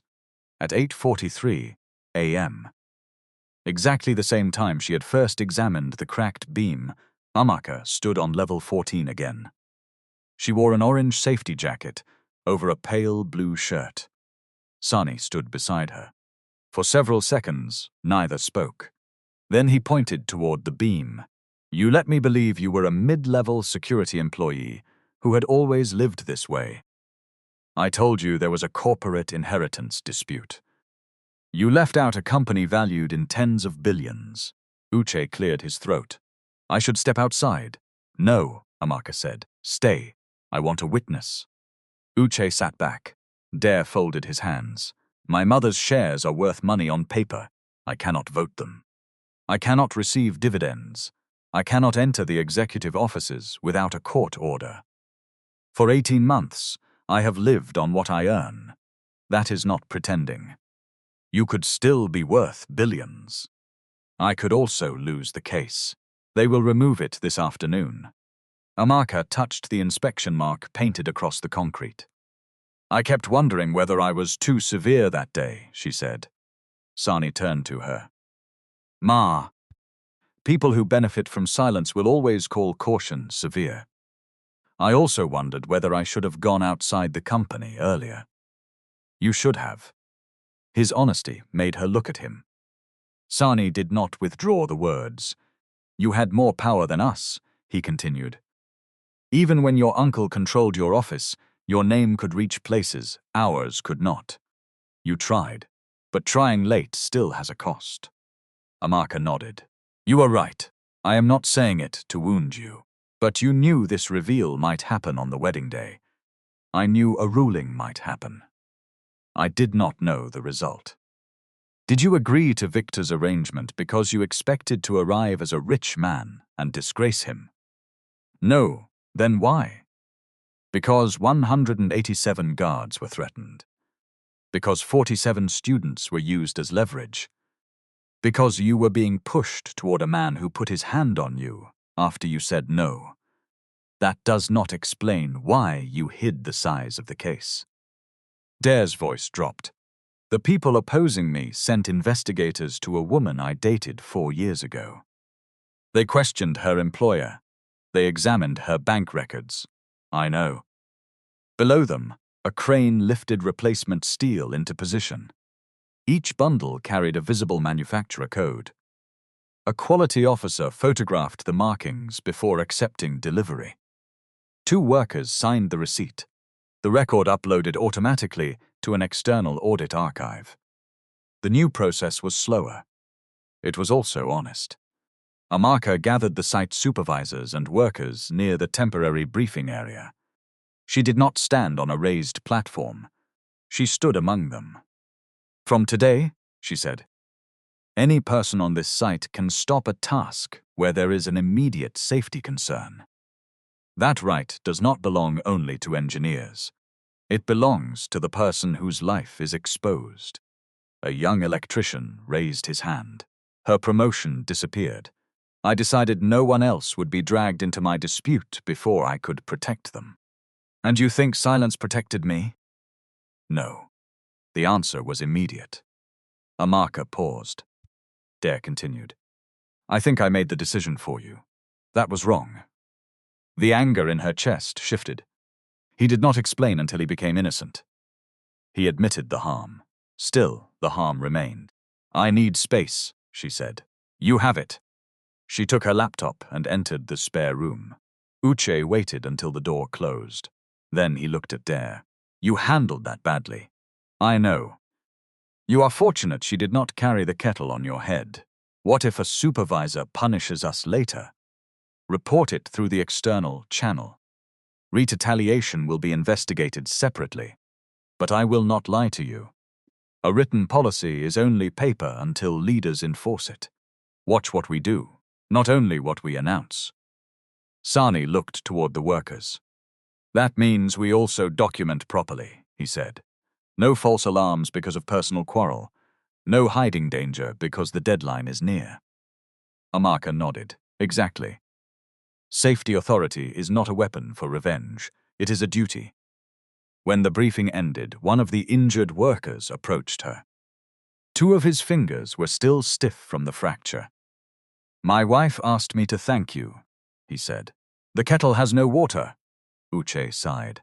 This is not the time for jokes. It was not a joke. For 2 days, Amaka and Dare spoke only when necessary. They still shared the kitchen. They still logged evidence. They still attended legal calls. But a careful distance grew between them. Amaka used that distance to work. Halima came to Yaba with a teal folder and 3 tamper-evident bags. We begin again, she said. She placed Amaka's external drive on the table. First question. Is this the original storage device? Yes. Taz.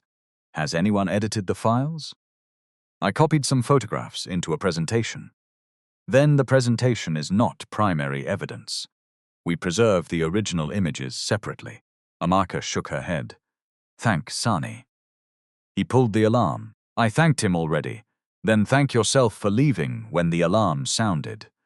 Many people ignore warnings because they fear looking afraid. The man smiled. Ma, fear saved us that night. No, Amaka said. Respect for danger saved you. Fear only rang the bell. As she left the floor, she noticed the old concrete sample tag sealed inside a transparent evidence sleeve. It would remain in storage until all proceedings ended.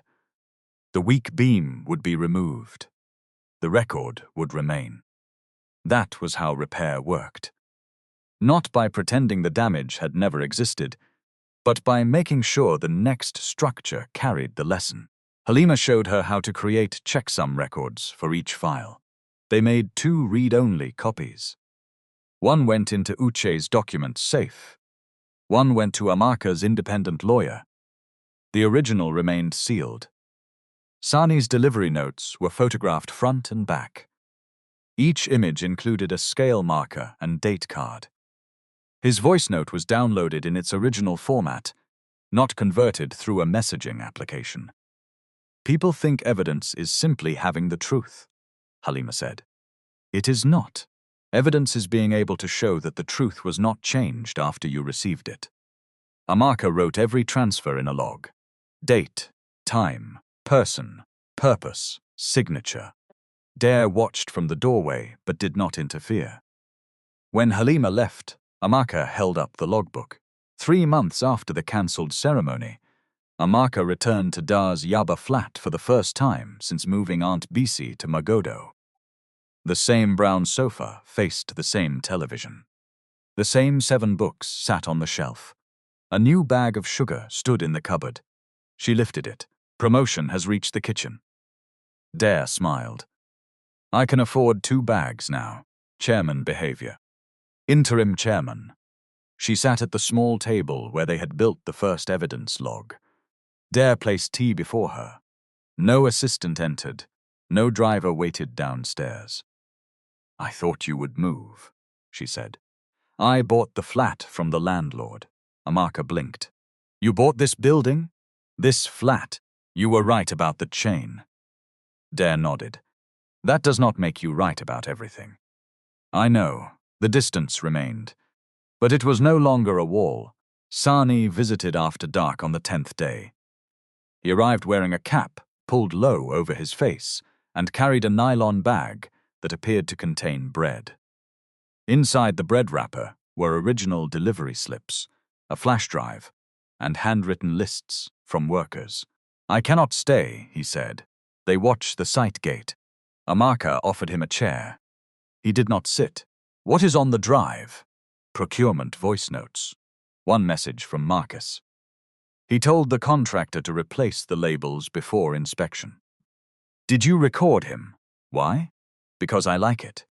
You have a house in Banana Island. I have access to a company residence. It is not the same as home. She ran a finger over the old table. You kept the cracked shoe? It is in a box, for evidence, for memory. They drank tea in silence. Then Amaka spoke. I was angry that you hid your inheritance. You had reason. I am still angry when I remember it. You still have reason, but I also understand why you were afraid. Dare looked at her. Understanding is not permission. I know. She took a breath. No. He sent it to the project WhatsApp group, then deleted it. One supervisor had automatic backup. Dare examined the drive without plugging it into the laptop. Has anyone else used this? No. We make a forensic copy first. Sani shook his head. Oga, I do not want my name outside. Amaka moved closer. You decide how far this goes. We can submit the documents through counsel and request confidentiality. I will not announce you as a hero while you are still at risk. Sani's eyes filled. Ma, I have 3 daughters in university. I know. If I lose this job, you may lose it, Amaka said gently. I will not lie to you. I do not want a marriage that began as punishment to become the foundation of our future. Neither do I. I want us to begin again. What does that mean? It means you ask me to dinner without lawyers. I decide whether to come. You tell me the truth even when I do not ask the perfect question. I do not treat your restraint as secrecy every time you need privacy. We learn the difference. Dare nodded slowly. And if it does not work, then we end it without turning kindness into debt. A smile reached his eyes. Dinner on Friday? What time? 7. Where? There is a small restaurant in Yaba, but I can connect you with legal support, and the workers' group can apply for interim protection. The decision is yours. Sani stared at the floor. Victor had always spoken to him as though instructions were gifts. Amaka gave him something rarer. A choice. Submit it, he whispered. Dare wrote the time on an evidence envelope. 9:37 p.m. Sani signed across the seal. 3 mornings later, Amaka received a photograph from one of the workers. A diagonal crack had widened along the temporary retaining wall near the eastern excavation. She called Sani. No answer. She called the night supervisor. No answer. She called Halima. Halima answered on the second ring. Send me the image. Amaka sent it. No convoy. Good. She stood. At the door, Dare said her name. Amaka. She turned. Thank you for coming. Do not make it emotional. It is only tea. He laughed. She carried the sound downstairs with her. They dated for 8 months. Not in secret. Not as a performance. They argued about work schedules, public appearances, security details, and whether Dare's habit of checking every exit was caution or obsession. Amaka learned that he became quiet when overwhelmed. Dare learned that her anger often arrived before fear could speak. They attended counseling separately and together. They discussed money with written clarity. They agreed that neither person's shares would become joint property without deliberate legal arrangements. Halima called back after 4 minutes. That wall needs immediate evacuation. The site is still operating. Notify them in writing. Copy the agency. Copy the contractor. Do not simply call. At 6:08 p.m., Amaka emailed an emergency hazard notice to 14 recipients. She attached the photograph, marked the probable failure zone, and recommended that all personnel be moved at least 67 meters from the eastern excavation. Victor replied at 6:21. Your authority has been suspended. Cease interfering with company operations. Marcus replied at 6:24. This is harassment. Sani called at 6:31. Ma, I saw your email. Move the workers. The site manager says no. Do you believe the wall is safe? They agreed that family emergencies would not automatically override personal boundaries. They agreed that public pressure would never set their wedding date. One evening, Dare asked her to marry him in the Yaba sitting room. There were no cameras, no board members, no ring hidden inside food. He placed a small box on the table and said, You do not have to answer now. Amaka looked at him. How long can I take? As long as the question remains honest. She closed the box without opening it. I will answer tomorrow. Dare nodded. He did not call at midnight. He did not send flowers to influence her. He did not ask Aunt Bisi to persuade her. No, then you know what to do. There was a long silence. If I stop the shift, they will sack me. If you do not, somebody may not go home. Sani breathed heavily. God help me. At 6:46, he pulled the emergency alarm. 67 workers moved out of the eastern zone. Some complained, some cursed him. 2 supervisors threatened to report him. At 7:02, rain began. At 7:39, water gathered behind the retaining wall. At 2:13 the next morning, the wall failed. Concrete blocks, soil, and steel supports collapsed into the excavation with a sound that shook nearby windows. No one was inside the failure zone. The next afternoon, Amaka went alone to the marriage registry to collect information about the process. She asked questions. She read the forms. She spoke with her lawyer. Then she returned to Yaba. Dare was washing a cup in the kitchen. Yes, she said. He turned off the tap. Yes, yes. Now you can open your own ring box. He laughed so suddenly that water splashed across his shirt. Their wedding took place 6 weeks later. 32 guests attended. Amaka wore soft peach orange. Dare wore a bright cobalt suit with a white shirt. Aunt Bisi sat in the front row. Halima signed as a witness. Uche complained that the food finished before he reached the second tray. 2 workers on the outer path fell while running after the alarm and suffered minor injuries. One fractured 2 fingers. The other cut his leg badly enough to need stitches. No one died. At 2:27, Amaka stood in Dare's sitting room wearing yesterday's clothes, listening to Sani cry on the phone. They would have been there, he said. All of them. The night crew normally sleeps near that wall during break. You moved them because you sent the email, because you chose to act. Dare placed a cup of water beside her. At 3:04, Lola posted a statement accusing Amaka of causing panic and interfering with the site. At 3:19, a second statement suggested possible sabotage. Sani attended with several workers, not as employees placed near a service door, but as invited guests seated beside company directors. There was no small chair. There was no statement to read. Before signing, the registrar asked Amaka whether she was entering the marriage of her own free will. Amaka looked at Dare. Then she looked at the room. "Yes," she said. "This time, the answer belongs to me." Dare gave his answer too. After the ceremony, one of the guests asked where the Billionaire convoy was. Dare pointed outside. A single grey car waited beneath a tree. The same car that had carried them away from Victor's gate. Amaka laughed. They drove themselves home. At 4:10, police officers arrived at the flat. Dare opened the door before they knocked a second time. "We have an invitation for engineer Amaka Ibe and Mr. Dare Adeyemi," one officer said. "On what complaint?" "Criminal damage and unauthorized possession of company documents." Amaka came into the sitting room with her lawyer's number already dialed. "We will come," she said. "Our counsel will meet us there." The officer seemed surprised. "You are not resisting. Why should I run from an email with my name on it?"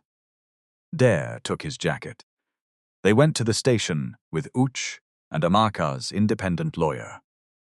They carried copies of the preservation notice, the emergency warning, the official suspension letter, and proof that the photographs had been received from a worker. Years later, people still told the story as though the 6 luxury vehicles were the miracle. They were not. Money arrived loudly that afternoon, but dignity had been speaking long before the engines entered the gate. It spoke when Dare released Amaka from pressure, instead of claiming her gratitude. It spoke when Sani pulled an alarm, even though his job was at risk. It spoke when Halima refused to exaggerate her report. It spoke when workers demanded what had already been deducted from their own salaries. And it spoke when Amaka learned that family loyalty without truth is not loyalty. It is permission. What stays with me most is not that a bodyguard turned out to control billions of naira. They answered questions for 6 hours. They did not surrender original devices without an inventory. They did not sign statements they had not read. They did not insult the officers. By noon, they were allowed to leave pending further investigation. Outside the station, reporters waited. Lola had told them where to stand. "Amaka, did you sabotage your family's project?" "Dare, did you steal drawings for your fiancé? Is the wedding still happening? Are you both under arrest?" Dare moved between Amaka and the microphones. She touched his arm. "No." He looked at her. "I will speak." She faced the cameras. "I sent a written safety warning at 6:08 p. Mem 67 workers were evacuated. Wealth can change how a room greets a man, but it cannot improve the character he carried into that room. What stays with me is that Dare respected Amaka before anyone knew his title, and Amaka defended the workers before she knew whether she would regain her own position. A uniform can hide status. It cannot hide character. A powerful surname can open gates. It cannot turn coercion into love. And when respect travels only upward, the people at the bottom eventually carry the cost. That is why human dignity must never depend on the car outside, the chair in the boardroom, the fabric on a person's body, or the balance in an account. Respect people before the convoy comes.